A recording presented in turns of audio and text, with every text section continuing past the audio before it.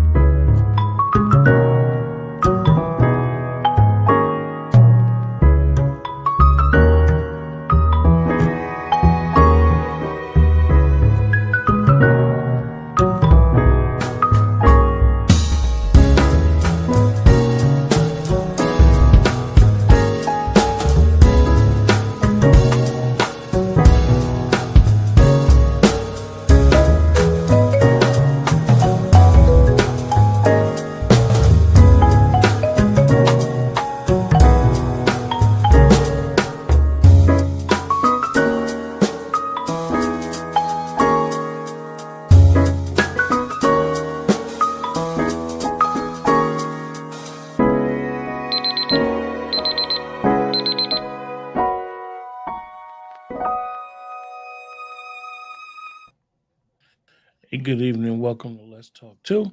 And tonight we're going to continue where we left off a couple weeks ago, where we were basically talking about the people of the land and what secrets do they hold, and understanding the how we got to where we're at today with understanding laws, codes, statutes, and really getting into what was here first and how it established everything that we see, everything that we deal with today. And the title of tonight's show is Origin of the Original Law. And we have Sister Azima and Chief Mimi here. And today we're going to sit back and Chief Mimi is going to talk. She's going to explain to us, and Sister Azima and myself are just going to let her talk. Because it's a lot, not that we're trying to put everything in one show, but it's a lot to go over. It's a lot of terms that we need to understand, because terms are very important with self-identification and understanding what's going on. And we could even tie it into what's on everybody's mind with Tyree Nichols and that verdict. And maybe you will get a better understanding of what is going on with the legal system and why that whole thing happens the way it happens and the purpose of the legal system. So without further ado, Chief Mimi. Hello. Thank you. It's good to be here, and it's good to see you guys. I do want to reintroduce myself again. I'm Chief Mimi Olom Kayama Kabal, and that's Mayan. We practice speaking Mayan. Those are our ancestors. So we try to go back to that language again. So it means the great maternal grandmother of the lineal bloodline and singer to the terrestrials. So that's the short way. Just Miko Mimi Olom Kayama Kabal. I'm chief of the Mississippian Confederacy of American Nations and counsel for the governing body of our confederacy. And as I said before, I'm a holistic sociologist and a cosmic ritualist and a certified herbalist. Now, I really take being a cosmic ritualist serious, because we are it's in frequency with the universe. We're always cycling, always. That's why we have, you see this, our suns. I believe that we have more than one sun, and our moons are always in a cycle, and they have what I believe is a compact with the universe. And it's that compact is what someone would say they have a contract, or they are in a law where they have been set in a place. And in that law, they have said, okay, we'll keep this law. We'll always cycle for the good of the land and the people that's on there. And we are connected to them, as they are also rooted in the soil, and, or should I say, sown through the soil. and we are autochtons, and that's what they mean by that. We are actually the flora and fauna of this planet. Now I know that's a lot, but if you'll see as we go why that's important. Because when you say we're when you look at us and others who are not like us, you could say their rhythm is off. They don't have the same rhythm that we have. Well, that's because they're not sewn into um, the planet. They're not the flora and the fauna of the planet. So they don't have the same rhythm as you would notice, like any, I guess, robot or artificial intelligence. They will not have the same rhythm. They can mimic us, but they don't move at the same rhythm and the same patterns as us. We can be having the exact same dance, but you will see parts of us moving inside that is not that's there, it's not moving with them. So that's why I'm a ritualist. I believe in cycles. It's not witchcraft like some people want you to believe. Of course they make money off of witchcraft, but um I'm going to recap what we talked about last time. And I spoke on the importance of learning and educating our children on the laws. I think that's really important because so much is going on right now with Donald Trump. And he's speaking of the Constitution, but there's others on the other side that's saying, oh, this isn't constitutional what he's doing.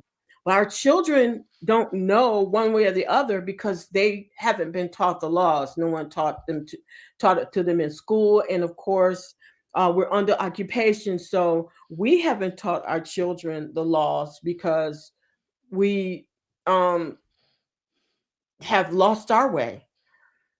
But we're in a frequency now where we're coming back, and I'm going to talk about that as well. So it's important in studying and comprehending the trinity of laws, and that's what we study in our Confederacy, and that would be the universal laws, our ancestral laws, and the U.S. constitutions. Now, when I say constitutions, because there is the law of the land constitution, and then there is the Organic Act. And I'm not going to get too much into the Organic Act tonight, but that was created in order to subvert the law of the land. And many don't know about the Organic Act, how it was put into place, and they did it without the people's consent, and they also did it without the Aborigines' consent. And we'll talk about that at another time. I also spoke on the comprehension of subverting the law and how the United States actors subvert the law by statutes, codes, and policies. You see, they had to create that because whoever creates a law, this is how you know if laws have to be universal. Because the universe, let's take the sun and the moon that I spoke about earlier. Should they decide we don't want to do this anymore and we're just going to leave? Well, they've broken the law. And once they break the law, chaos will ensue. Why? Because they didn't create the law. They're just obeying the law. Does that make sense? Yeah, absolutely. Okay. So the one that creates the law or makes the law is the only one who can actually remove it. So without there being consequences and chaos. So we see chaos today because they're not abiding by the law. They're abiding by codes that they put in and statutes that they have put in and policies that they have put in so that they can control the masses. Because the Constitution, of course, the United States Constitution, they're not, it protects not only the people of the United States, but it also protects the Aborigines in Article 1, Section 2, Clause 3, where it states, and excluding Indians not taxed. Now, let's go to the 14th Amendment for a minute, which most people don't know, has never really officially been ratified. The government didn't. I don't know if you guys knew that or not. Did you guys know that? Did you? Okay. Yes. Yeah. So Explain, Chief Mimi, if you don't mind. Can you explain what happens when an amendment is ratified? What does that mean in layman's terms? well, it has to be ratified in order to be in law, to be legal or lawful. And it's so that's what I'm saying. We're living without laws. So when Donald Trump says, I'm going to, I just thought about something. I didn't think about this until it came to mind. Now I see why they're so afraid that he might remove it because it's not really there. That's just something that came to me. I don't know if that's true or not, but maybe that's their big fear. I mean, if I don't know. What do you guys think about that? If it's never really been ratified, these people, the government knows more than we do. If it's never been really officially, I should say, ratified, and Well, he goes in and says, I want to do this, this, and this. Why are they fearful of it? I do think, Sister Azima, you have thoughts on it? I'll let you speak. What are you asking me? How do I feel about it? Yeah, and What do you I'll give think? my thoughts on it after you. I think it's funny. It's hilarious. It's a weasel in the hen house. The Constitution is a weasel in the hen house. It is. It's a documentation or a contract, and every president in the United States knows it's a contract between the United States of America and the corporation that it stands with, which in that case was, I'm sorry, it's not. No, it's a compact between the United States and the Aborigines of America Well, why is it they don't honor it? And because why is they it didn't write it. okay? So then the 14th Amendment couldn't be ratified because Congress didn't see it as being important to ratify it. No, they didn't want it. I know. And so Yeah. therefore they didn't come to you all to make sure that it was ratified. Because we See, would have that's said respect no. me 'cause I'm an Anunnaki. I know where my roots are. Right.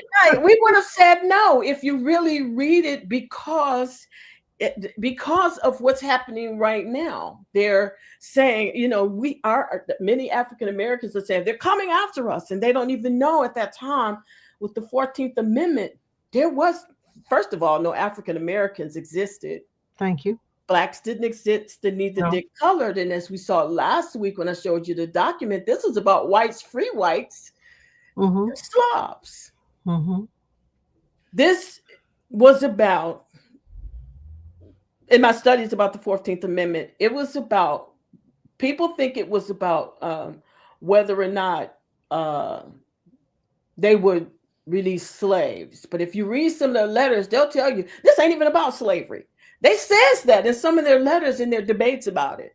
This isn't even about slavery. So I'm digressing right now, but it's really important that people get in and do some studies and really start looking at things, because they didn't want it. They thought it was going to take us right into where we are right now.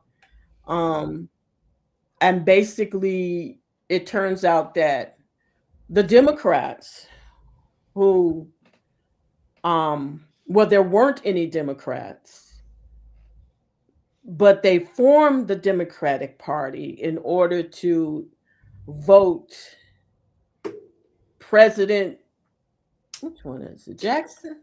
Mm-hmm. Andrew Jackson. Mm-hmm. And they wanted him in because he didn't want to honor the Constitution. So they've always been trying to get rid of it. That just shows you right there they didn't write it. Why would you? Do you understand what I'm saying? No. One of the and this is really my opinion on it. I think Trump, and I'm gonna keep saying it, he is so off brand to what people think he is, as far as an established politician, that I really think that Trump is, as the younger people say, you guys in the chat, I'm gonna say a word, and most of you guys know, he's shaking the table. Mm-hmm. He's actually opening up or waking up what we would say a sleeping giant. Mm-hmm. Right, wrong, or indifferent on how it's gonna all get played out. and understanding that the 14th Amendment was never ratified, um, and why it wasn't ratified, and why Lincoln really got killed, Yep. and that's his uh, Mhm. sort of say who he always tried to emulate as a president. It was Lincoln, and funny it would be Clinton if you look at some of his policies, but understanding that he's saying things that really the Supreme Court knows.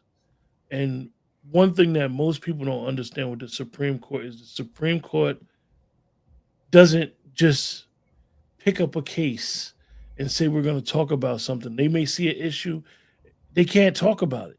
They can only talk about what is presented in front of them. Hmm. So with him speaking in terms of the 14th Amendment and his birthright citizenship, it's making, if this ever gets in, I'm gonna keep saying it, if Supreme Court ever has to look into birthright citizenship and the 14th Amendment, it's going to change this country. It's going to change it, because I think also what will happen is, and I think Trump is going for this. I'm not sure. I'm gonna be on that. Here's a wild card to me and a Trump card. One thing about him, he's consistently inconsistent. I cannot put a pinhole on this man. So I stopped trying. I just go, okay, what does he do now? Let me look up and see how this might affect us as And it, Aborigines. That's it. and Chief Mimi, Sister Azima, we had did a show a couple weeks ago, well, about a month or so ago, and Sister Azima was explaining to me about education in our country, and understanding why why he wanted to get rid of Department of Education. What a lot of my generation don't understand is that we were not taught civics in school. Yeah. You guys were taught civics in Yeah. grade school. We were not taught civics in grade Right, school. right. We was taught. And the purpose of them taking civics out was to not allow people to know about those the two constitutions, as well as all of the articles that happened during what they would say pre-Reconstruction and then post-Reconstruction. And it, And and let me, can I say this also? When I was growing up, there was no DEI, there was no affirmative action. I was born in the early 50s. When 59 came along, that was the first time I ever heard civil rights. Even before the young teenage girl, there was Helen Thomas in New York in 1835. Yeah. They put her off the train. She got the President Arthur. He became president of the United States. That was her lawyer. She won her case. People of color could ride the tram. You couldn't make them get off or get in the back. That Mhm. didn't exist. Hmm. So when I hear people talk about how important it is for this affirmative action, let me state this. Affirmative action has never helped people of color. Never. My complexion, your complexion, it's never helped us. When you read it, it clearly states any white female, because she's considered a minority, can have a business and hire other minorities. Right. Boom, you have affirmative action. see, one of the things that they did is that they, like I said, my generation, we have a major disconnect from you guys. And I say that to say that a lot of stuff happened post civil rights era, right? Post civil rights era, where um, a lot of those so-called fighters for civil Mhm, rights, mhm. they took government jobs, Hmm. and my generation was not taught, or didn't, most of them didn't have the tools to understand what was going on with our people and how we got tricked into the second time of integration, I guess. because Chief Mimi could go back to probably the first time when people was tricked into integration, right?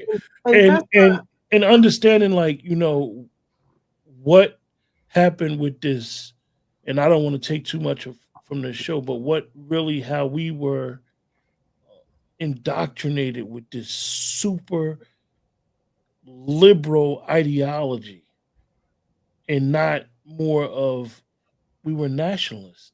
We were mhm, mhm, conservative nationalist people, mhm, and always mhm, always were. mhm, That's just who we are. And now this liberal ideology, this globalistic worldview has really destroyed us. But I don't want to take too much Yes. from what we're talking No, about. but you know what? No, no, you're bringing up points that we really need to talk about. I know I want to get back to the script, but this is important because a lot of people don't know that the reason why they had trouble with racial integration, they knew it was against the law because they knew that we were Aborigines and they know that we're not supposed to live together. See, a lot of people think that, and they think this because this is what they've taught us, but this mhm, isn't what really happened. What mhm, really happened was we weren't supposed to. Then, in other words, they weren't supposed to come outside of their territory to live with us. mhm, mhm, They're all in our land. We don't have territories. mhm, So, in order for them to expand outside of their territories, because that's The where they new are frontier, now, the new frontier. yeah, where we live, mhm, in order to do that, they had to um, re what's the word I'm looking classify. They had to classify us. And we have now been reclassified. Every time they reclassify, they get they expand outward into our world. See, people think, oh, well, we don't know who we are, so they're just, we're trying to find ourselves. No, no, they know who the hell you are. mhm, mhm, Everything they do is based on knowing who we are. mhm, Because first, here, listen to the very careful audience. Before there was civil rights, there mhm, was Indian civil rights. mhm, Now, I want you to think about that for a minute because once you use the term Indian, because Indian, according to, and I talked about this last time I was here, according to the Bouvier's dictionary, which is adapted to the United States Constitution, it defines an Indian as an aborigine of the land. So, what did they say when they saw Indian Citizen Act? They went, "Oops, we're going to jail," mhm. and they changed it to the Civil Rights Act. Right. Yep. Yeah, they make it seem, and even when you look about how they use media in Hollywood, and they make it seem like the indigenous people were smaller than. How could the indigenous people be the smaller group and they're here already? And then Exactly. the conquerors, no, the prisoners that were sent here, Mhm. were more prisoners were sent here than more than the indigenous that was already here. It doesn't make sense. It's not, the math ain't mathing, as they say. It's Mm-mm. not. Mm-mm. And I was looking at a survey for an article that was written, like I said, in the National Low Income Housing Coalition, because the homelessness for Aborigines, even though the people don't know they're Aborigines, but the homelessness for our people is so bad, especially here in Detroit, that they're just dying in the streets. Um, and I was doing some research and writing this article, and it said that, of course, African American Black people are the most disenfranchised. They don't, it's more of them um, homeless than any other people out of 15%. And I said, yeah, I hate that 15% because how can we as Aborigines be 90% of our own land? All of a sudden, we 15%. That's a hell of a genocide. Mhm. That's a And hell that of a kept bringing, genocide. hold That's on, that hold that's a hell on. of a genocide, not just with literally killing, but you mean tell me wasn't nobody having children? Yeah, here's the thing. It's worse because as I went on, I looked for another article to support it, and it said since 2020, it has gone down from 15% to now we're only 12% of the population. Now I know that's a lie, Mhm. but when you think about we have diminished. That's a hell of a genocide. What's next? 10%? Mm. 5%? And I have said to people, and I said this to Azima, and then I'm going to get back to this, but this is all very interesting to me. And I don't know if it's interesting to your audience, but they need to think about these things too.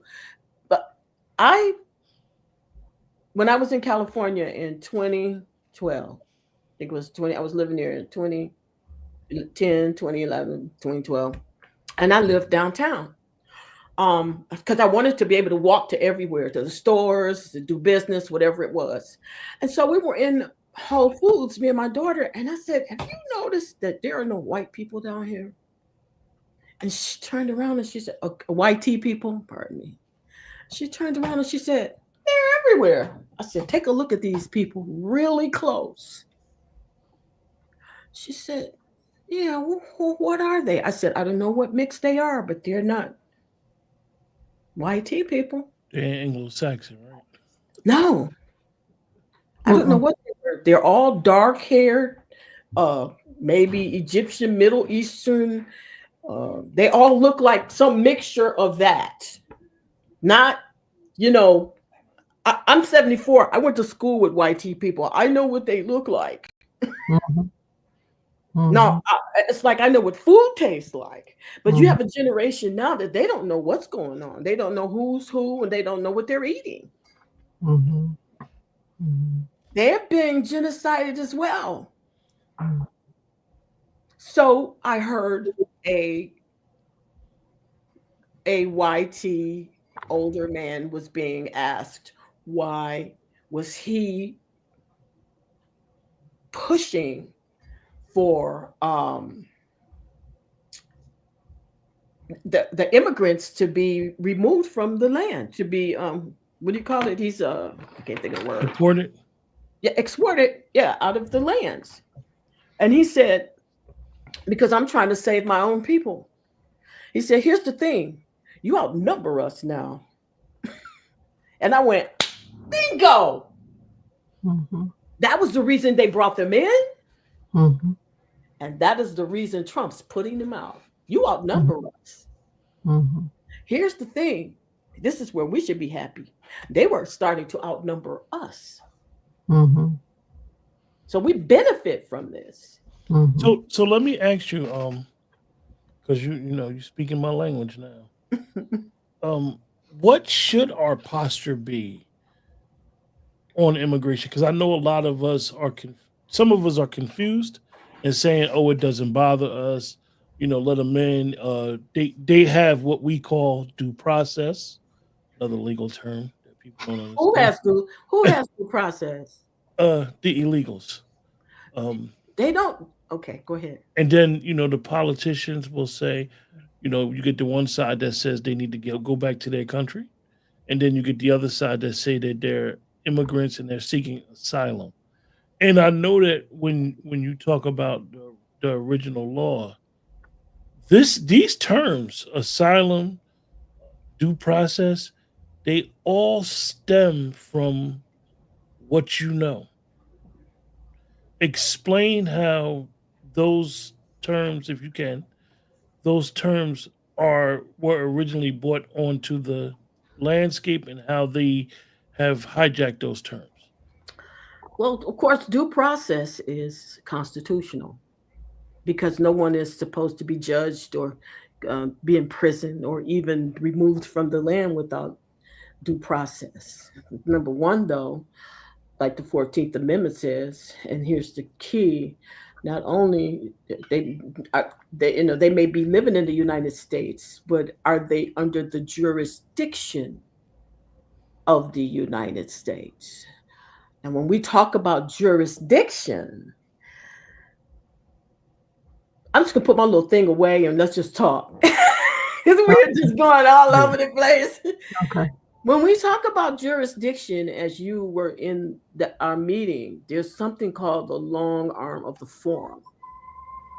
And to be in under the jurisdiction of the United States in order to go to court, and this is where people don't understand about the African, where they said, I'm sorry, we can't, he can't even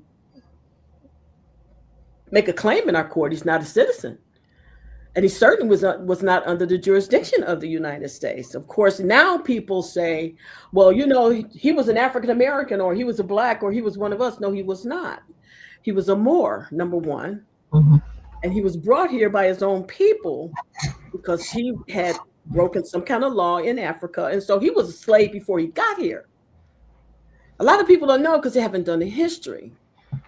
You guys in the chat. I don't know if just Chief Mimi mentioned it, but it's very important that every individual, if you want to be up to speed to what we're saying, just look into the Dred Scott case. Dred Scott, thank you. And understand why this case is the linchpin to what goes on in definitely criminal law. Yeah. What goes on with this country, what goes on with people, what goes on with indigenous people in this country, and people who they will say they're foundational Blacks. This Dred Scott case and the wording in the Dred Scott case and the legal ramifications, they still hold weight to today. Absolutely. Okay. Understanding how he was dealt with and how they really couldn't. They would have broken the law if they had let him be a citizen, because he was a servant. He was the same as when it says "and Slavs" or slaves. That's what he was. If you read the transcripts, what the judge really wrote, you'll see. Wait, it doesn't even say what we're being taught. There's nothing in the transcripts that says, well, he can't be a citizen because he's African American or because he's from Africa. No, he could not be a citizen because a slave could not be a citizen of the United States. It was that, it tell you, even those who had served their term of years, they had a choice to go back to Britain, or they could apply to be citizens of the United States. That shows you right there. Even they had no standing in law. Okay, so can I say something? Yes. We're going through that right now. Yeah. Right now, Kansas City, Missouri, and St. Louis, Missouri cannot have control over their police department. All the other places, Springfield, Jefferson, Columbia, in which the mayor, the chief of police, the comptroller, all the key positions are held by white people. Kansas City and St. Louis, they're not. So they've gone out of their way to put the police department back under the laws of the Civil War, where the state runs the police. Okay. Nobody's hearing about it, but we're in a battle to get that taken care of, to stop that process. And they are forbidding us from using the Constitution to make our point. You see? And they're going through the critical race theory to prove that they're using tactics from the 17 and 1800s to keep us from being in control. The minute we are in control, it changes the dynamics, not just for Missouri, but every state, and there are 8 of them that touch us. Yeah.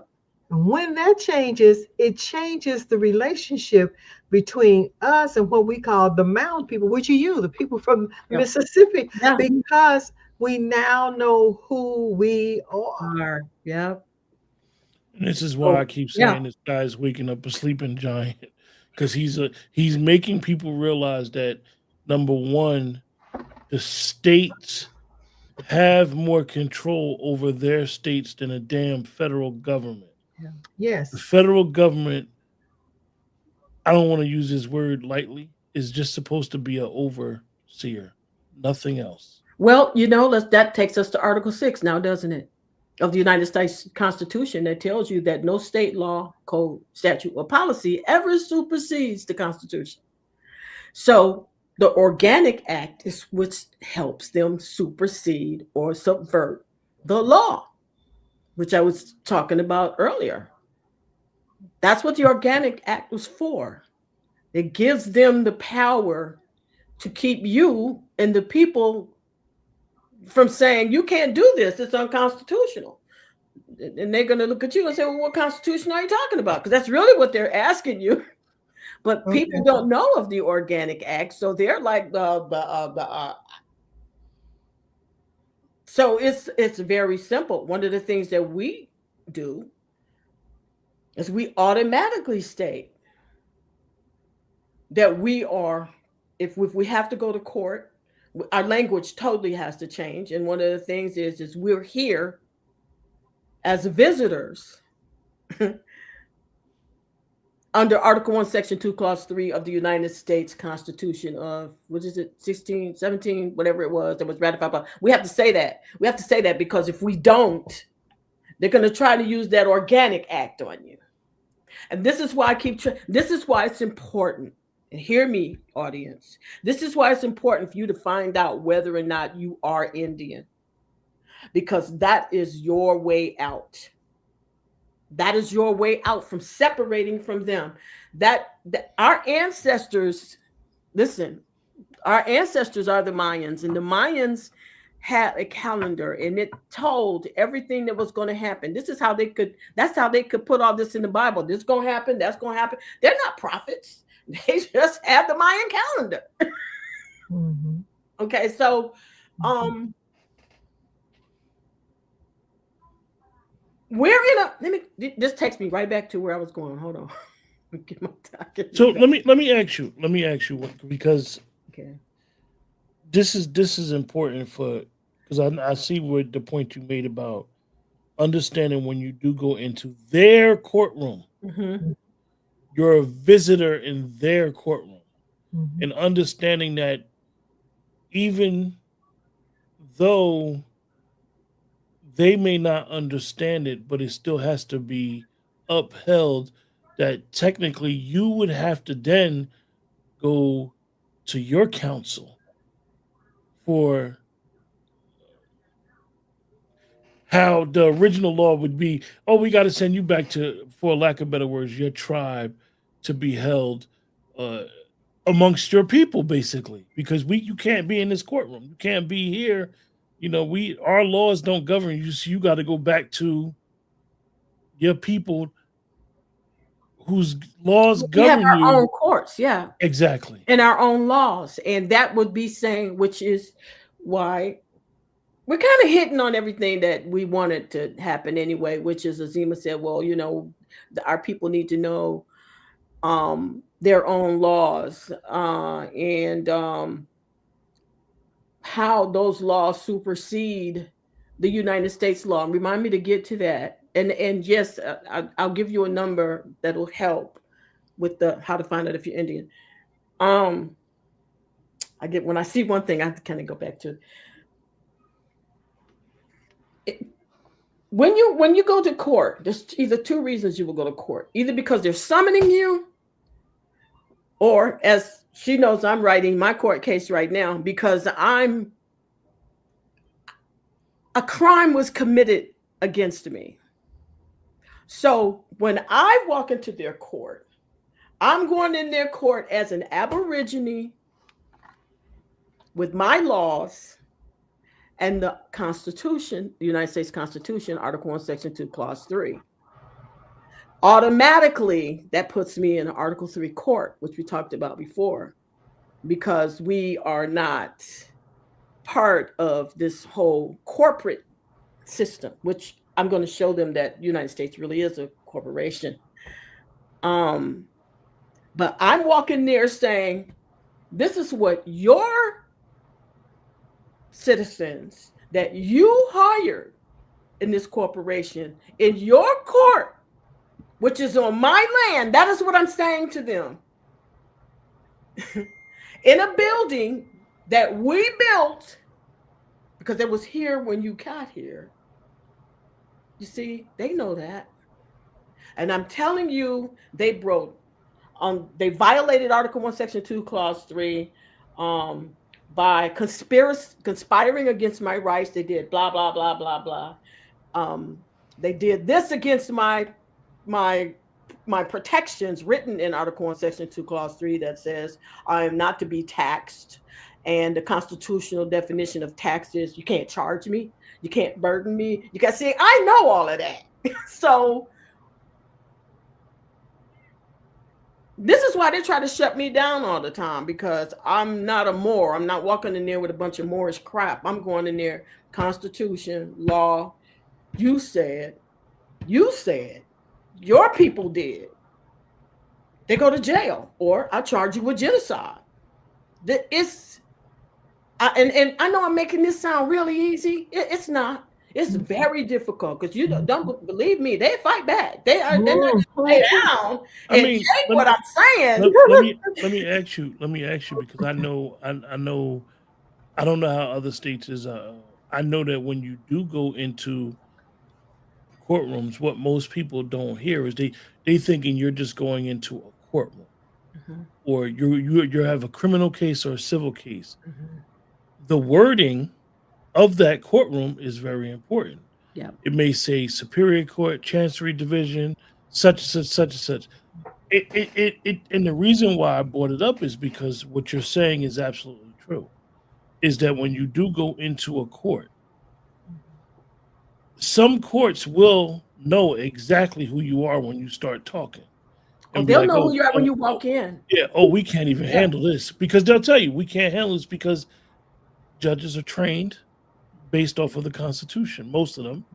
And once you start using their Constitution to explain to them that, look, really, I am not being subjected to the law that you're trying to institute on me, but one of your subjects broke your laws against me as somebody who's indigenous to this land. And I think that is something that I think most people need to educate themselves on, with understanding that I'll just use police violence for the sake of the conversation. So can I like say, Sister Azima always says to me, they're policy makers. right? They're policy makers. Policy enforcers. So when you're dealing with what we would consider ex-slave catchers, right? You have to word it in a word of not only are they responsible, but the people whose in policies that they're enforcing is responsible for their actions as well. So I'm definitely up to speed to what you're saying, and learning how to got to be careful with your words you use, and and if you're not subjected to their court, you have to let them know. You have to let them know the moment you have to let them know the moment you stand before them, because they're, especially when you walk in and they know you are, the first thing they're going is for the trickery. Please, would you state your name? And then if you say, I don't have a name, because that's what we no longer have names, So I don't say I don't have a name. I just say I am, because that's biblical. And in God they trust. So here's what I've learned. Trying to be codified, which I ended up, and that's a whole nother story, people, please. The judges there's no judge school, none. They're all lawyers, and they've moved up the rank. When they move up the rank and get their esquireship and all of this other, and they're knighted on the British bar. There you go. There is no American Bar Association, because all of them are beholden to the Queen of England. Right now it's Charles. Yeah. And the funny part is that his sister's getting ready to excommunicate him. So, yeah, you didn't know that? Yeah, that's how we gonna talk. I love talking to you. Because right now she's getting ready to put her what is it? The one that's living there, Charles, the Edward, whichever one, the one that's living there that's married to Catherine. Okay. They are now going to become king and queen. He's got to go. And Camilla, they gave her a hysterectomy so she can't have children. Mhm. So What that's a a whole world, other man! story. What a world! What a world! What a world! But anyway, all of your judges or lawyers, they've just moved up the rank. Yeah. They've taken some extra classes like you do when you're in college and you want to move ahead in your job. You take a few extra courses on auditing or whatever it is you're doing, and now you get that promotion. And that's what they do. Here's what we did in Missouri. We made all of our judges run for their office. No judge can be placed there. Every judge has to run. And he has to put his information onto the bar registry so we can go out and read And go all find it. the things that he's done. Every police officer now has to be registered. So we know whether or not he's a police officer that knows the policies. If he's a constitutional police officer, he can't be enforcing in industrial or business policies. Yeah, commerce. They're there to promote Right. commerce. So Yeah. so this is what Missouri is doing, and that's why they don't want us with our police department, because many of our policemen on the department sides with us, and we made them go back to school to learn the Constitution in order for them to be a police officer. But here's the thing. Now here's the thing, because we talked about this earlier. The problem with that is that if they start operating under the Constitution, and please hear this, they will cancel themselves out. A police officer cannot operate under the Constitution. One, because in the order of what police officers, I can't think of what it was, the something grand order of police was established. The fraternal grand order. Police. They were established for one reason and one reason only: to catch Slavs, runaway Slavs. Period. So if they become constitutionalized, they can't even stop you.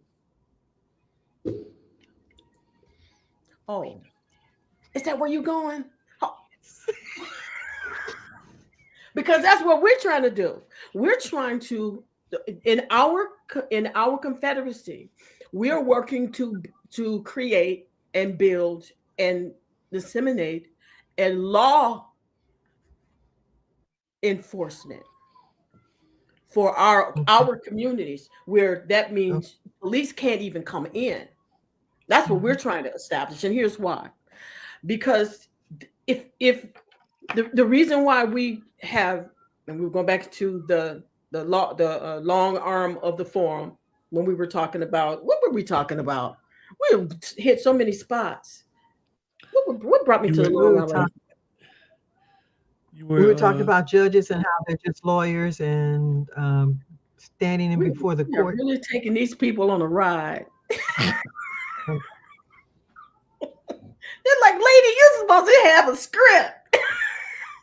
No, I think it's important, and I thought about this when you were mentioning about courts, and I think that if more people, when you're on and you're explaining to us, I think I want to give everybody the outlook of how it really should be. Mm-hmm.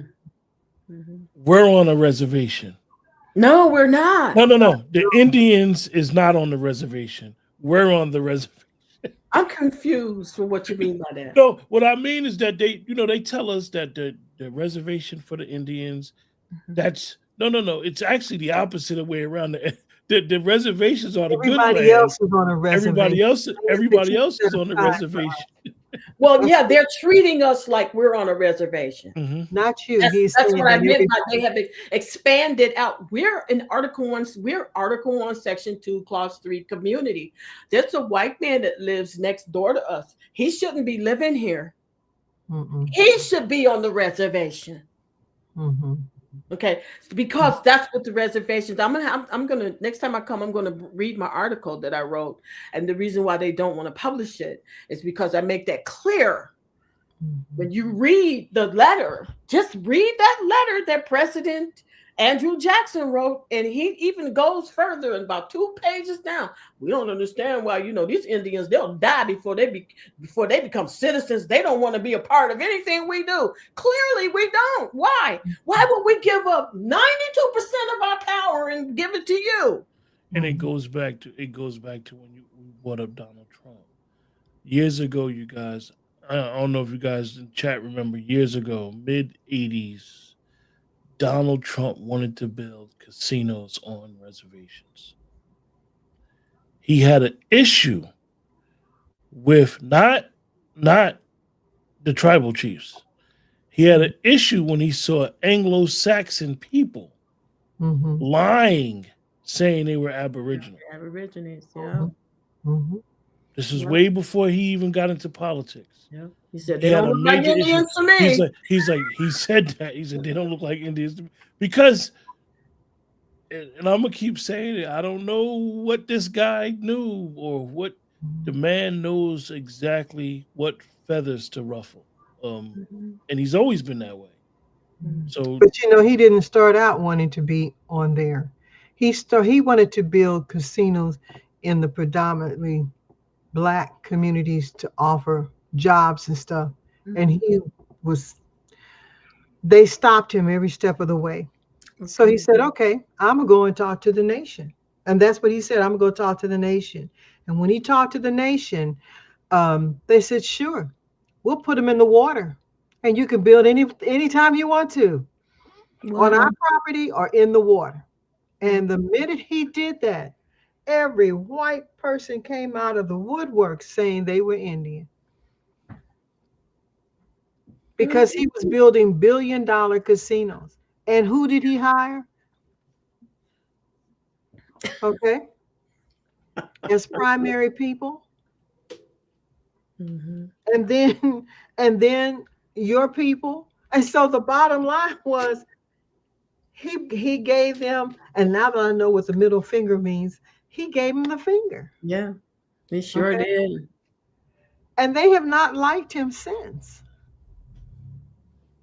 I mean, think about it. Yeah. John Johnson, didn't he allowed him to come on there and do all the fighting because he couldn't fight in the arenas. They wouldn't allow him. They didn't, That's right. all of that. And so everybody, when I talked last time about natural law, just an overview, and she's got to really tell you, these are the laws. When you live your life according to natural law, divine law, original law, you are living it.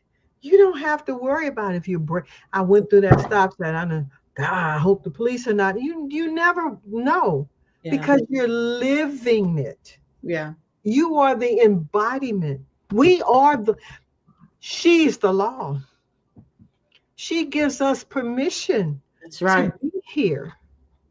And then we don't violate, we follow the laws that are here, but they're natural. They're natural to you. You know it because you live your life naturally, organically, in harmony. I'm going to pull up something for you while you're talking. Go ahead, keep talking. I'm going to pull up something for you. When we live like that, nothing, your challenges will come, but also your answers on how to fix it comes. You're never just out there. Right now, I'm laughing because there have been 5 judges arrested. 2 of them showed up at court today to do their courtly thing, and the FBI, ICE came right behind them and handcuffed them and took them out. What did we do? Said you violated the laws of the Constitution. You are harboring criminals. You're going against this, that, and the other. I want to read this. I don't know if I read this. Did I send you that letter from Benjamin Franklin? What he said about our laws? Did I read that last time? No. I want to ask you before you read that. Yeah. Explain to the chat who Benjamin Franklin was and why he was brought here. I don't think I know the answer to that. I don't think I know the answer to that. Now, if you ask me about King James, I can tell you, but I don't know. But we'll get into it because once you read I'll study it. I'll study it. once you read the letter, I'm quite sure what he said. I can only imagine what he said. Yeah, I know he wasn't thrilled with us at all. He thought we were savages, and he was absolutely disturbed that we had laws before he got here. That's what I'm going to read it to you. Go ahead. Okay. But in detail, I'm not sure what you're asking me to tell them about Benjamin. Well, the reason why I brought it up is a lot of people may not understand that Ben Franklin was a Frenchman. Mm-hmm. He had nothing to do with nothing. But I mean nothing. He was Really? not English. Yeah, he wasn't from England.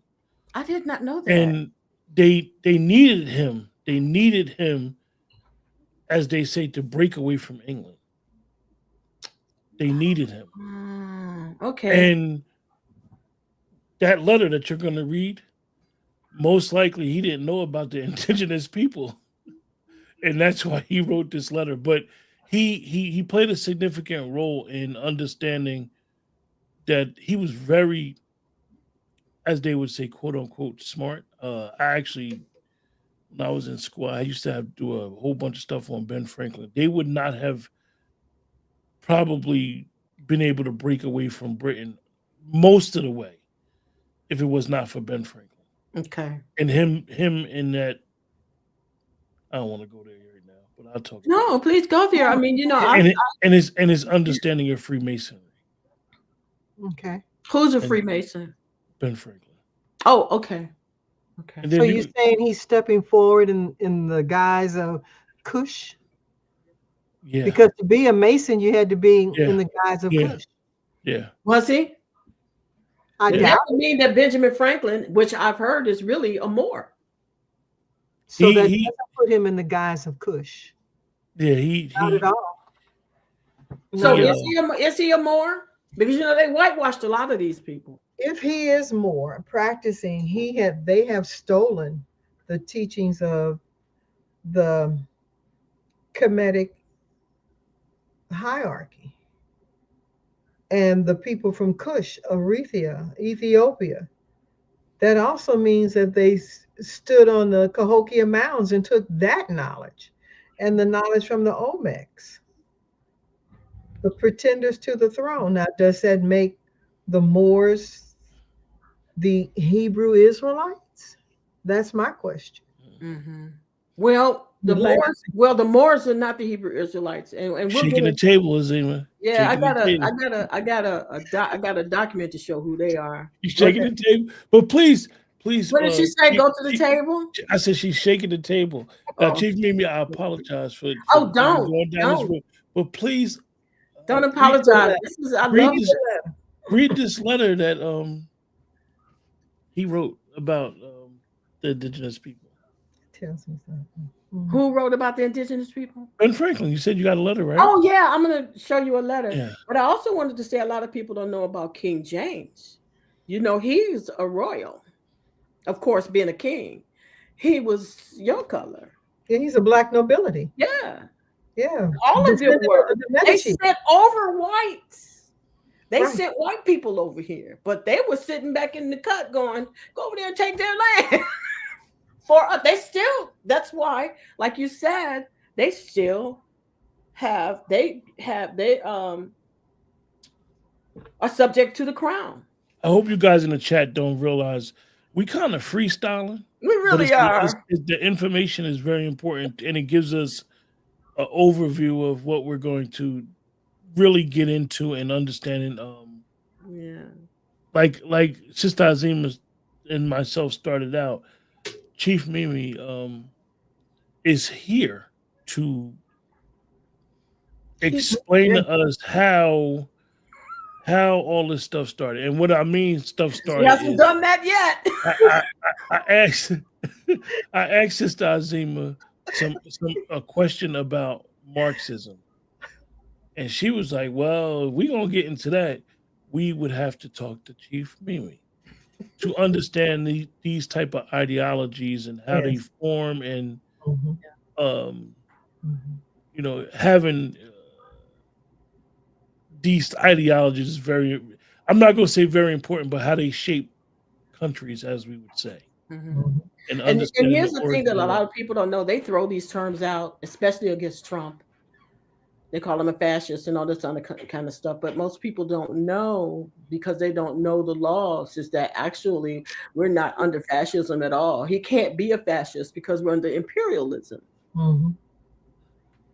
So Mhm. they throw all those things out to confuse you, Mhm. which is me getting off point again. So let me read Read this. the letter. Okay. Shut up, me. Okay, so Benjamin Franklin to James Parker on March 1751.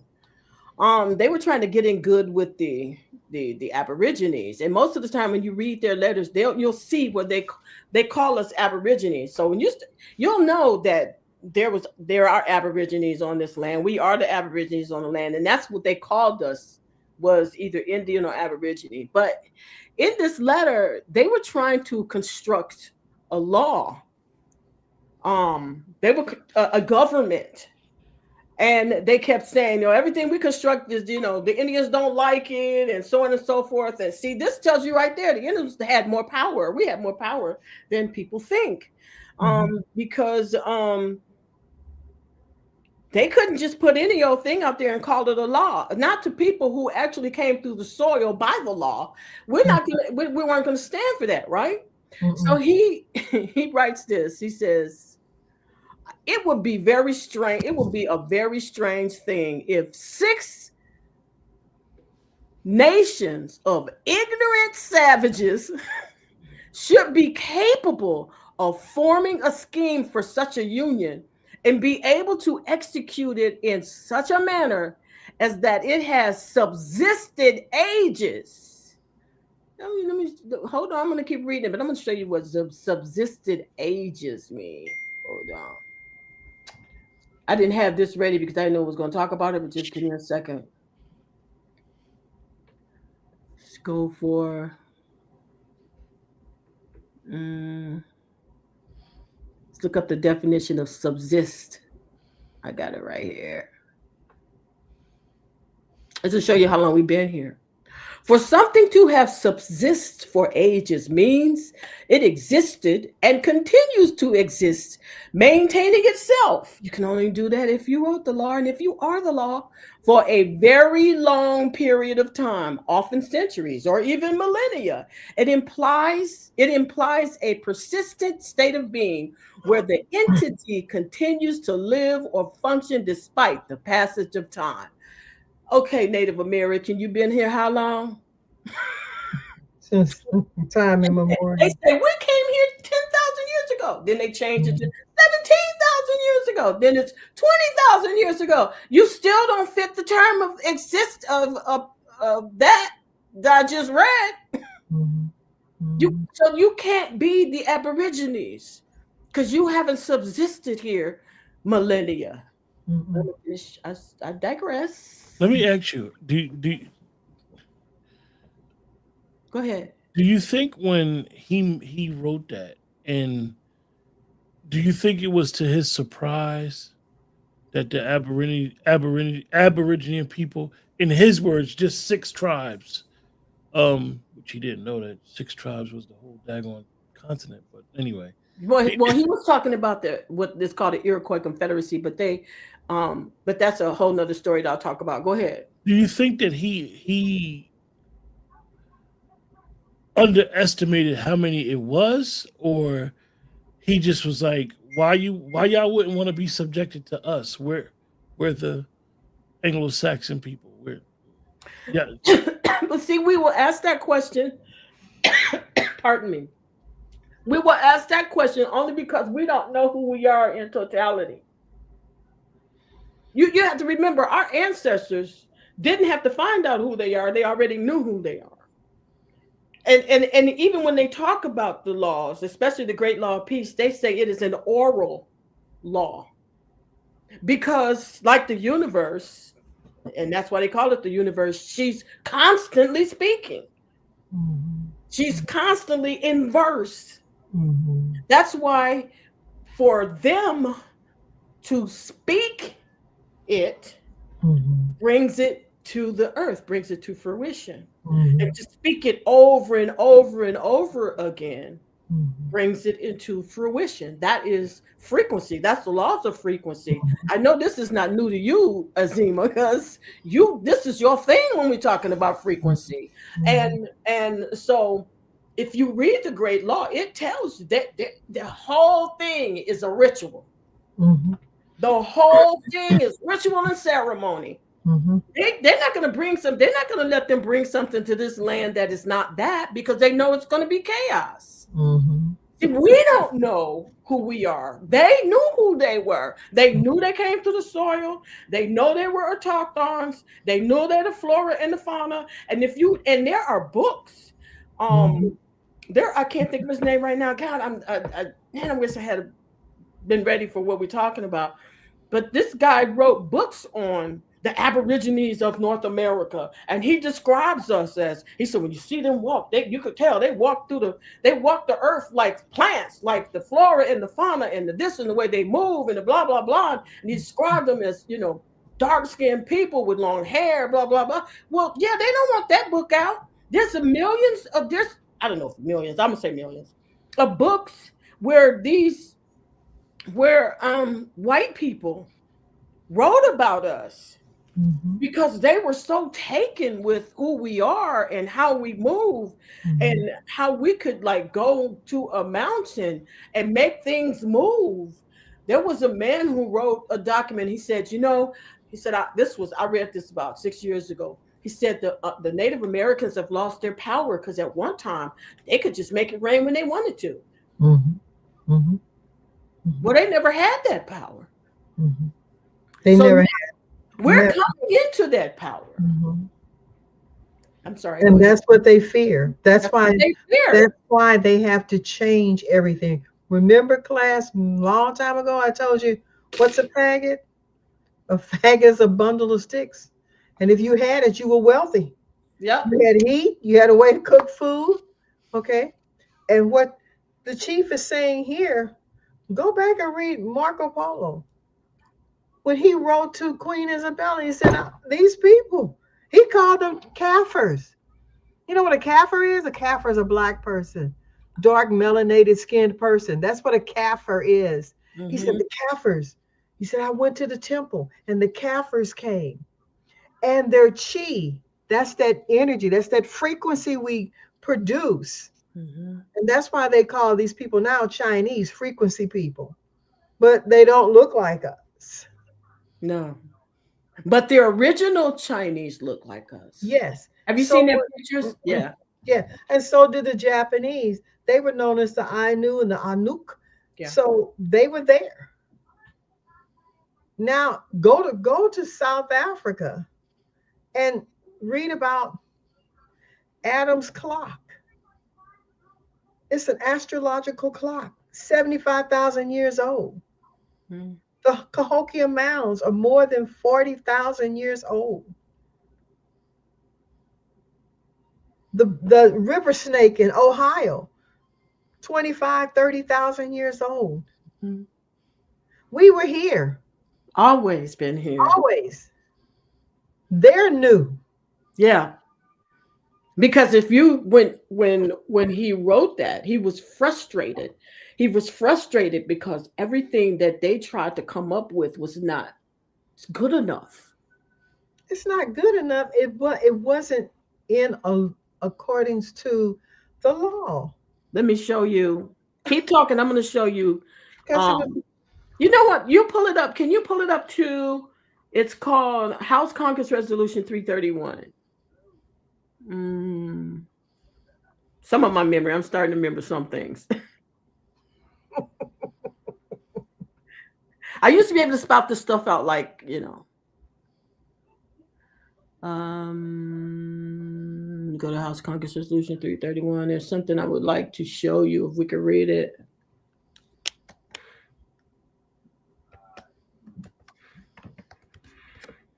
Let's see if I can find it. 331.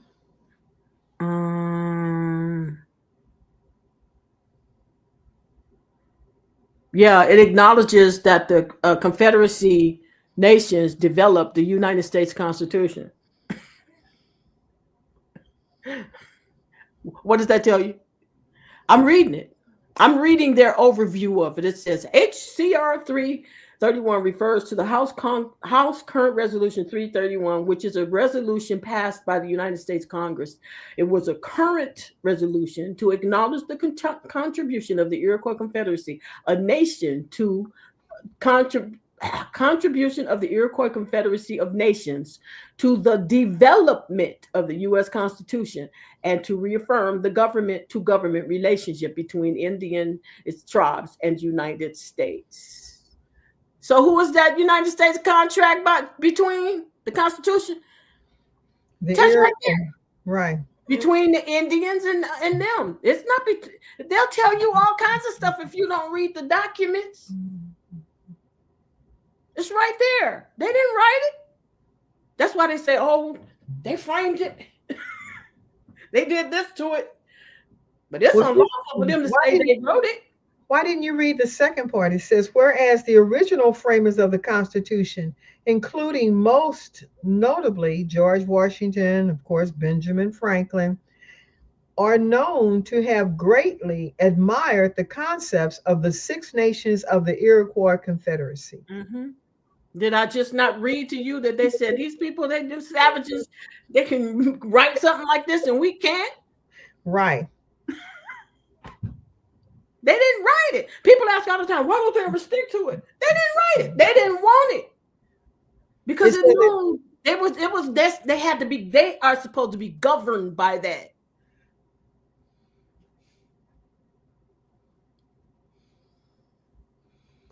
So everybody in the chat, I need you guys to pull up the Constitution for our next show and just go through it. And just go through it and understand who are they writing this for. Like the sister just explained. Writing, not for. Yeah, they didn't write it. Yeah. People ask all the time, well, why don't if you wrote it, here's my house. Okay. And these people want to come into my house. And for 30 years, they've tried to kick me out of my house. But every time I kick their butts back. And then they want to say, well, then they do this and that. And then they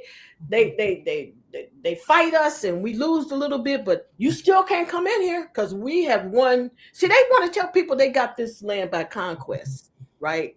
If so, why would you write a contract with us? If you was already whooping our butts, just come right on in. All of those things are lies. They didn't win by conquest, but now they're winning because we don't know who we are. They have to trick us into winning. You looking around? Are we getting ready to close? No, I'm go right ahead. I'm listening to you, and I hope everybody in the chat listening to you. Explain how that ignorance that we have of not knowing who we are has got us to this point, and we keep going further and further away from taking our rightful claim. Well, I was going to talk about that tonight a little bit, so I'll go back to the script. Please go back to the script, Chief Mimi. No,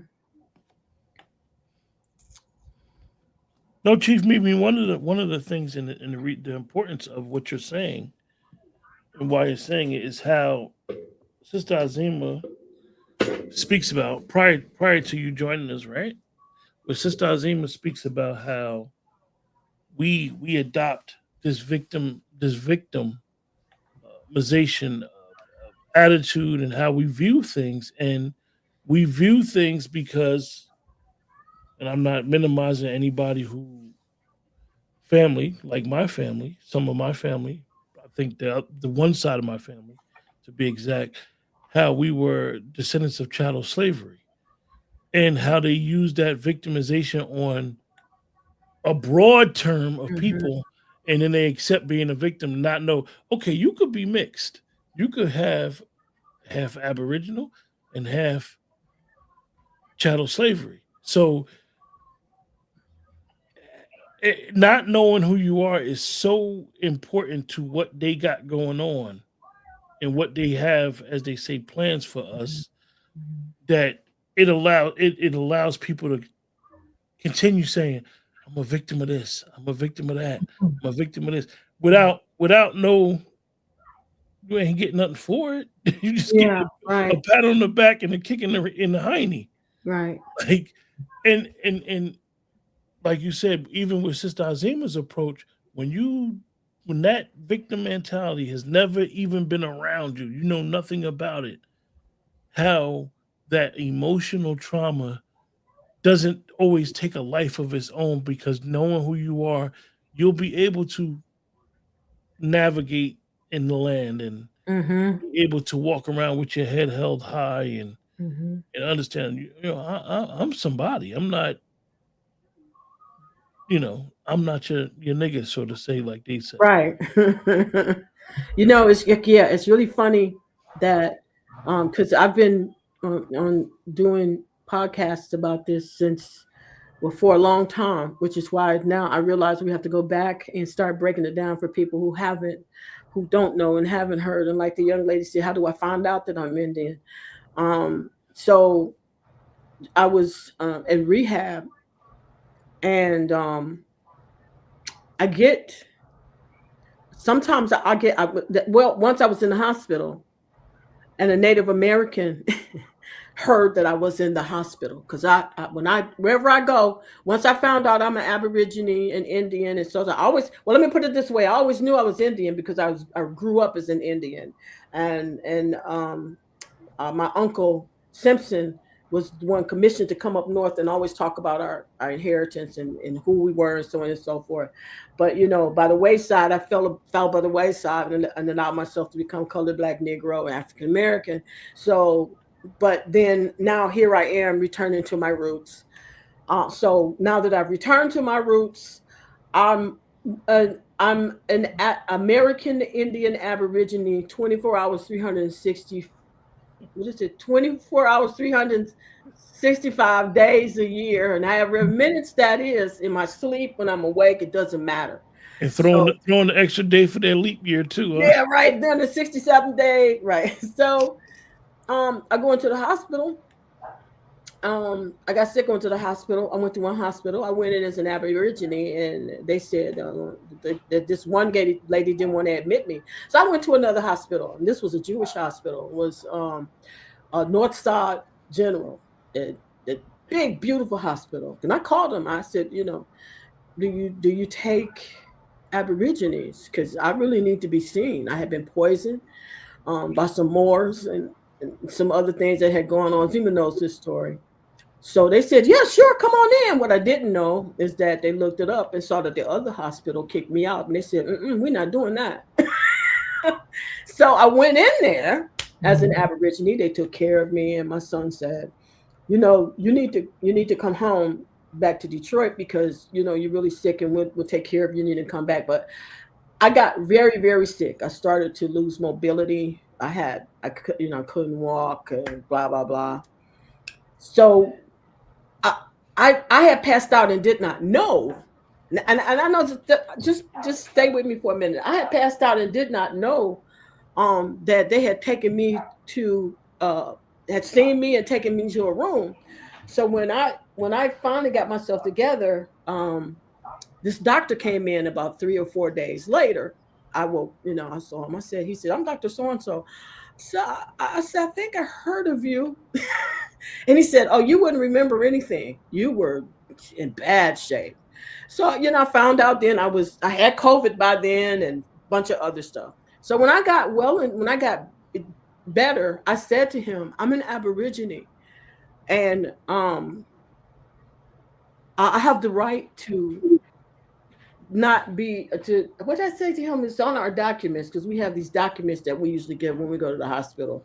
And culture, according to our culture, you can't do this.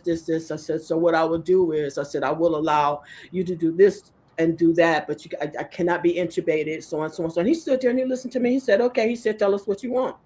And so I told him what I want, and I had my son to bring certain medicines to me in the hospital. See, if you, and that's really not allowed for other people. Think about that for a minute. They let you bring in medicine? You know they don't do that, right?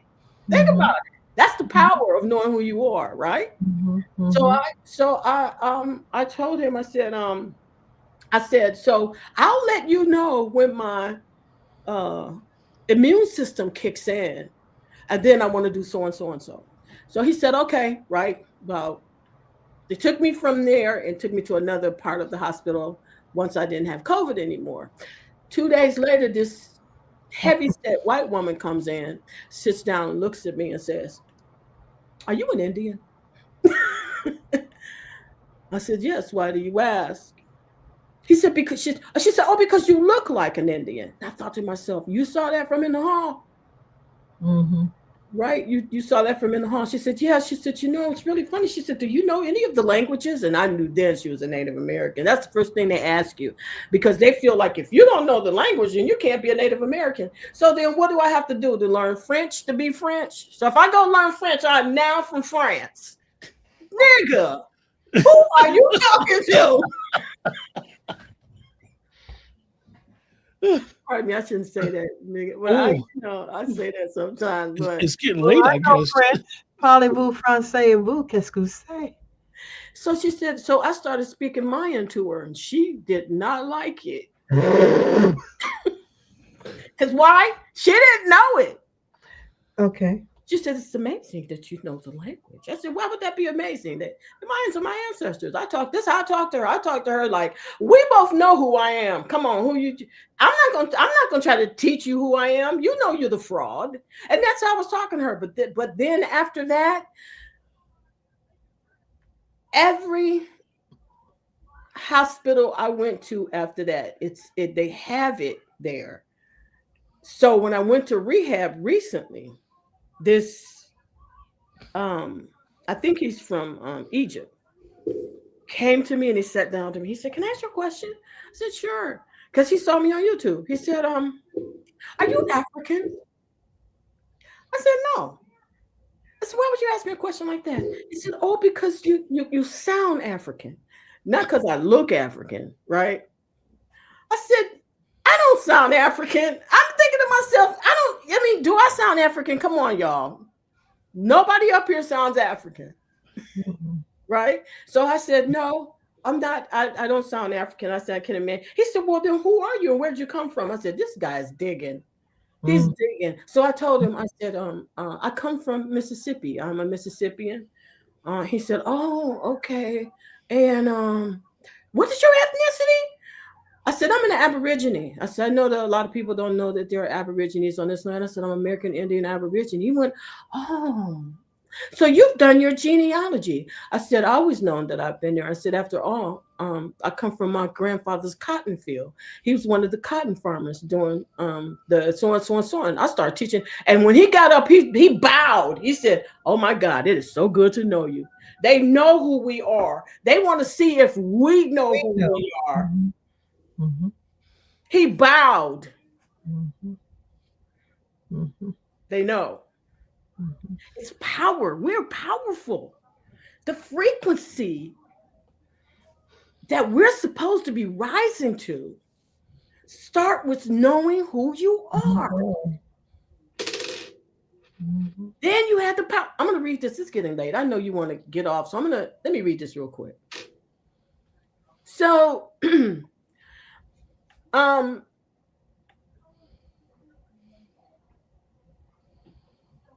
I'm going to go down because we can't elaborate on that. So I'm going to elaborate on this. Some time ago, I spoke of the Great Conjunction. I don't know if you guys remember that, when that was. When was that? In December 2020? Do you guys remember it? Yes. Okay. And then after that, there were other some other planets that lined up later on. But in that, I'm gonna read it to you. And during that time, the universe was raising the Earth's frequency and raising us out of this time of ambiguity. Mm-hmm. Now, ambiguity arises when a term or something admits multiple distinct meanings, or in this case, America and the United States, that are each individually clear who they are, but not distinguished from each other in context. So what you hear all the time is the mixing to two. Do you live in this great country, the United States, and all Americans, so and so and so and so? No, Americans don't live in the United States unless they're breaking the law. So they interchange it to bring ambiguity. And so now the universe is raising up people like us to go out to them and say, you've already got the frequency. All you got to do is listen. Does that make sense? No? It doesn't make sense. It makes sense. Oh, I was wondering why Z was laughing. Those of us who would allow our consciousness to vibrate to this elevated frequency will be able to see it. And this is why these type of conversations are important. So I'm going to go a little faster on here.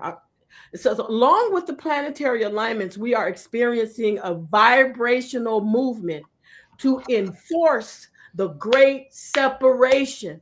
In order for this separation to happen, you are witnessing it, because ambiguity has to be dissolved in order for us to separate properly from those who are not us. That's why you see so many people coming in now and saying, like the Moors, we're Aboriginal Moors, we're Aboriginal Americans. You can't be from Africa and be an American, my man.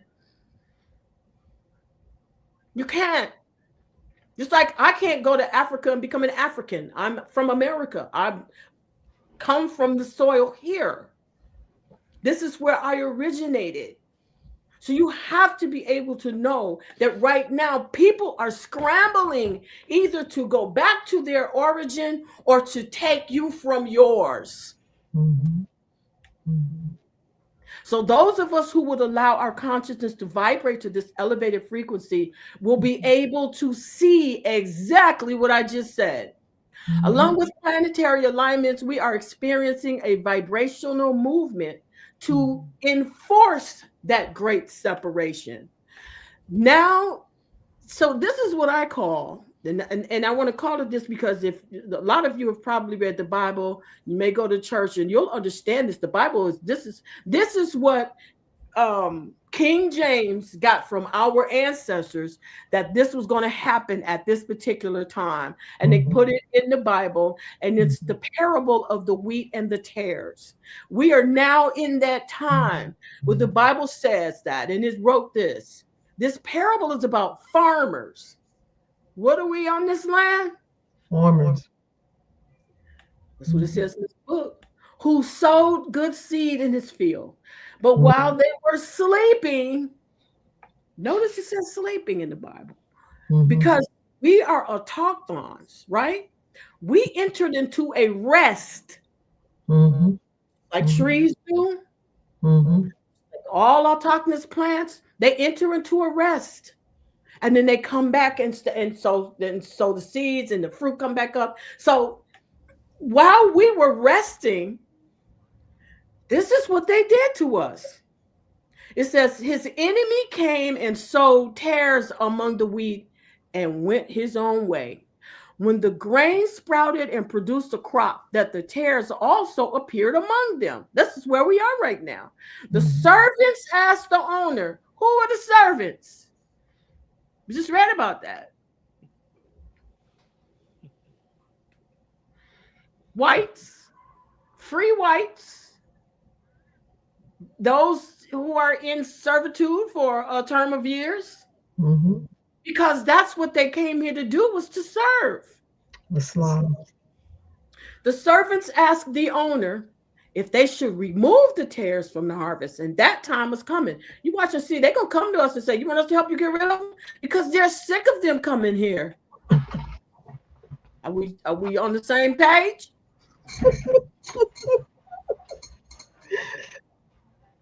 I got to move this paper so I can see if we all on the same page. Am I the only one? Well, I like to say, am I the only one getting this? No.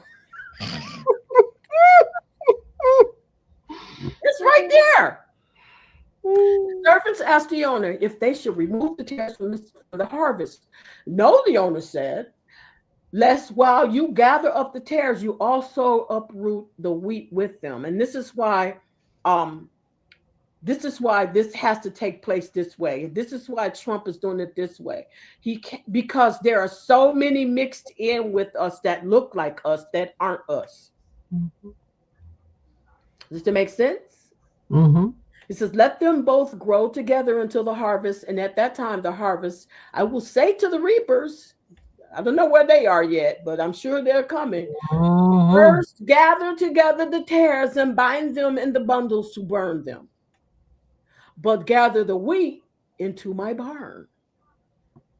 See, you need to know who you are. Either you're a wheat or a tare. I am not a tare.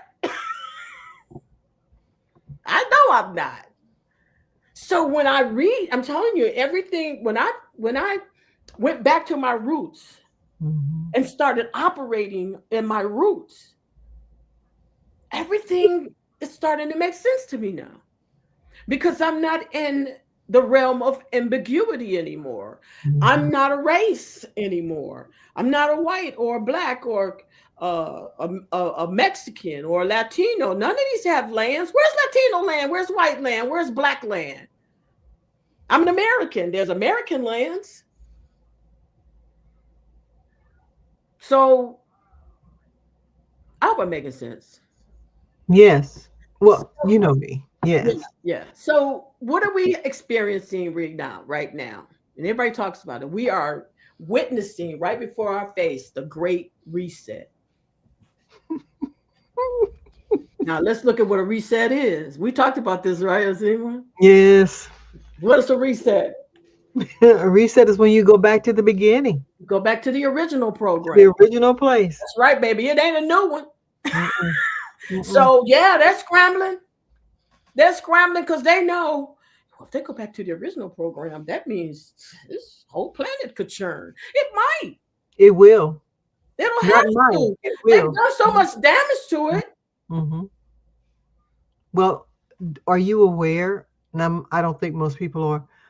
But a month ago, the core of the planet had stopped turning for 2 weeks and is now going counterclockwise instead of clockwise. See? And that's what it's supposed to do every 25,000 years. We're in the cycle. The cycle. And then yesterday was 757. What's 757? Hit me to it. Okay. 7 is the end, 5 is change. Okay. Okay. So 7 is 2025. Okay.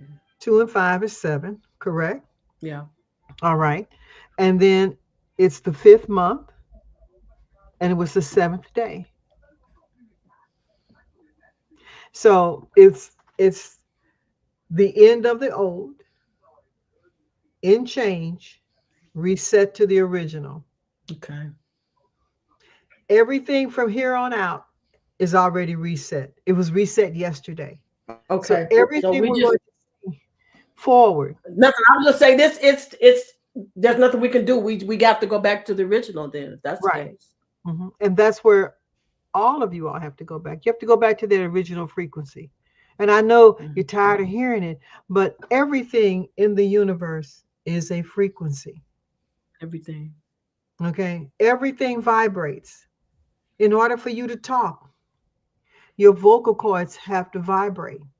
And if you think you're hearing words, you're not. You're only hearing sounds, sounds, and you're used to those sounds, and that's what creates words in your thought.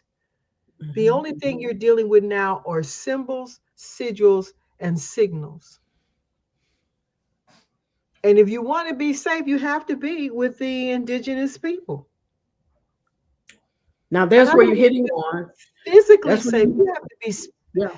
your soul and spirit has to be safe because you're confused. And a confused mind says no, and that makes you weak and vulnerable, and you become a victim. Mhm. That's why Can we now, talk about that for a minute, Azima? go Can we ahead. talk about that for a minute about Yeah. about being attached to the Aboriginal people in order to survive this reset? Even if we all perish through it, coming back, we still have to survive the reset. And here's I heard, and I'm going to repeat what I heard. This young YT man on TikTok who was concerned. He said, and I don't want, this is not a put down when I say it, because people will go, because you are, what does he say? They'll say you're just made in a petri dish. But this is very serious. You know what I'm talking about. Azima. This is very serious. There were people who were created but did not come here through the soil. And they were created with DNA of plants, not plants, I'm sorry, animals. Some of them were. So where do they go after the reset? Here's why. I have no proof of this. I have documentation about, I will have to get it for you, but I want you to think about this. Here's why we have a lot of, I would say this on my own podcast, but I don't want to say this on your podcast because I don't want to get you shut down. But there's a lot of ish people like that who are into alchemy, and they're trying to change the structure of the planet because they could not change their structure. Does that make sense? They will definitely go back to being animals. But it is written in the book of Enoch. It's written. He talks about it. He talks about how the Euphrates Tigris River is an outdoor laboratory, like a zoo. And it's talked about.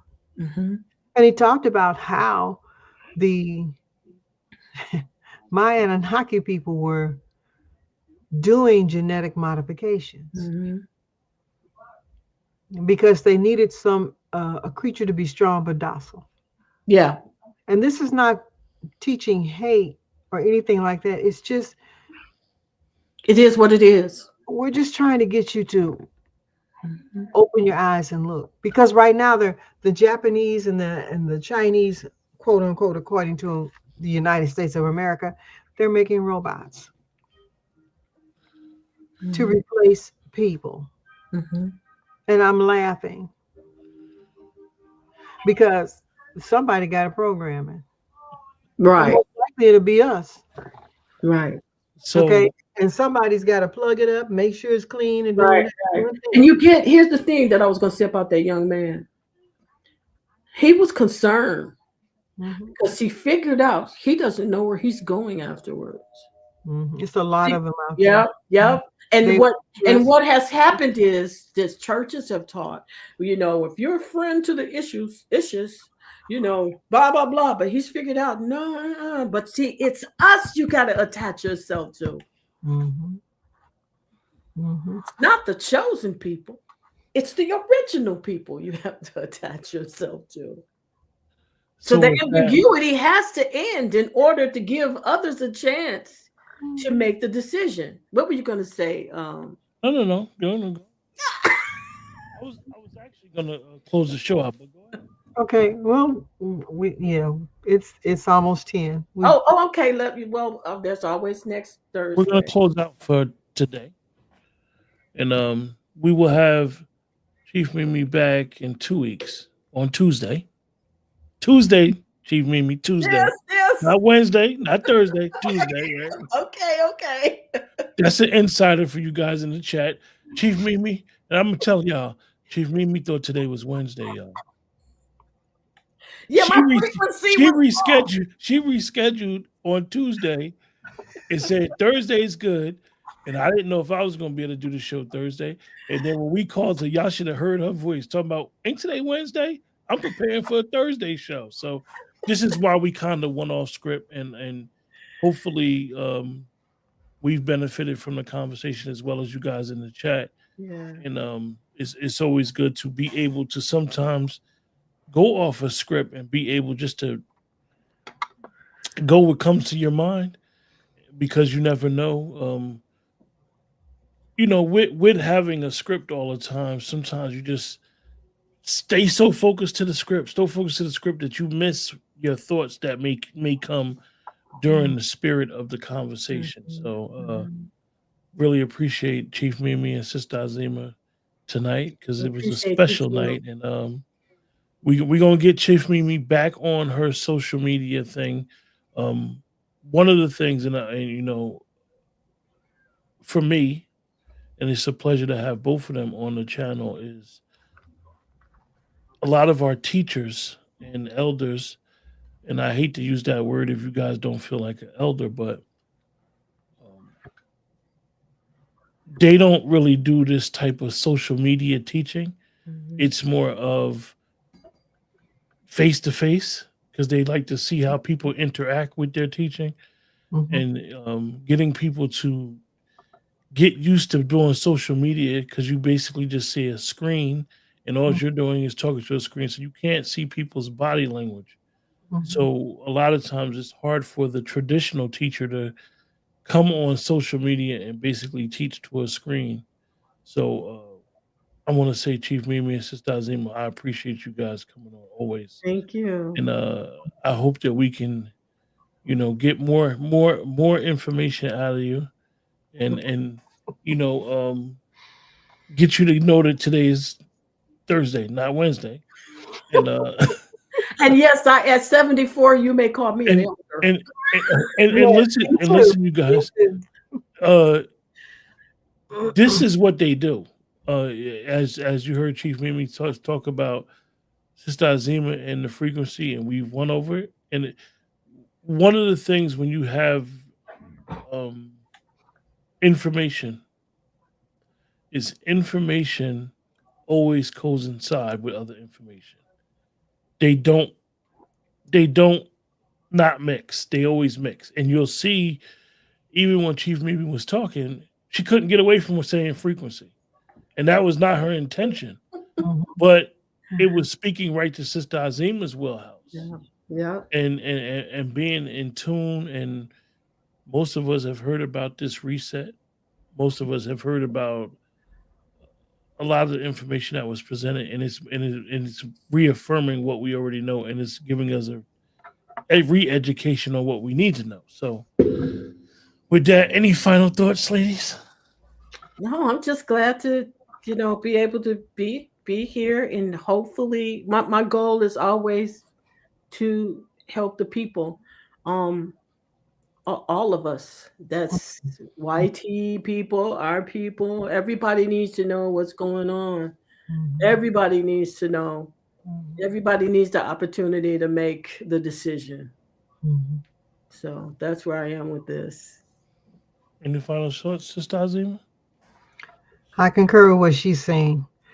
It's never what we bring to the table has nothing to do with the words that they use now. It doesn't describe us. It doesn't even fit for you. What we're basically doing is allowing you to learn how to reset yourself so that you can be in the right place at the right time and make the correct decisions. No one should be a victim by choice. There are a lot of children who are victimized, but that's because the people who are making the choices for them knowingly are making bad choices. But for those of us that have the power to make a choice, I think it's better that we know. I'm not here to win the award. My whole purpose, Azima, is to allow other people to see who they really are and to know what their purpose in life is. And that's all I want to do. I'm living my purpose the same way that Chief Mimi is living hers in the same way that Brother Quentin is living his. That's all we're doing, is living our purpose. And if you take nothing away but frequency, know your frequency. That's all I got to say. Know it. Own it. And you out here vibrating and singing the Jesus Christ songs, I'm not putting you down, but if you can do that, you ought to know your own. Know who you are, what you would tolerate and what you want. And not everybody's going to be a lawyer. Not everybody's going to do that, but just be you. And when you're you, you'll be in that place. There's nothing like it. You can wake up even on a bad day and say, hey, it's a good day. I'm happy. And it ain't got nothing to do with age. That's for sure. When it rains, it hurts. My joints hurt. I'm just Hey, man, don't even start. Yes. I'll be like, that's it. That's all I have to say. You're gonna tell me before we went live she was. He's going in and out. I didn't hear what he said. We don't hear you. Can't hear you. Your microphone is off. Well, something happened. Right.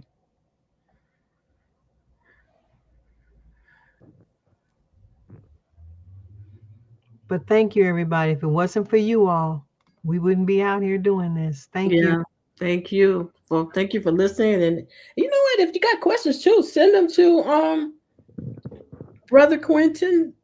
Do his email, and we'll see if you can answer them. We'll try. Yeah.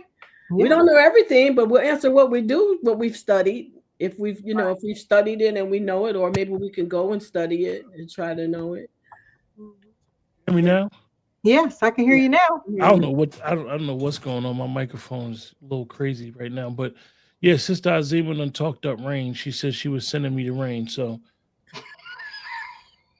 I'm not even going to say anything about that because it wasn't harp she was sending me. It was definitely the rain.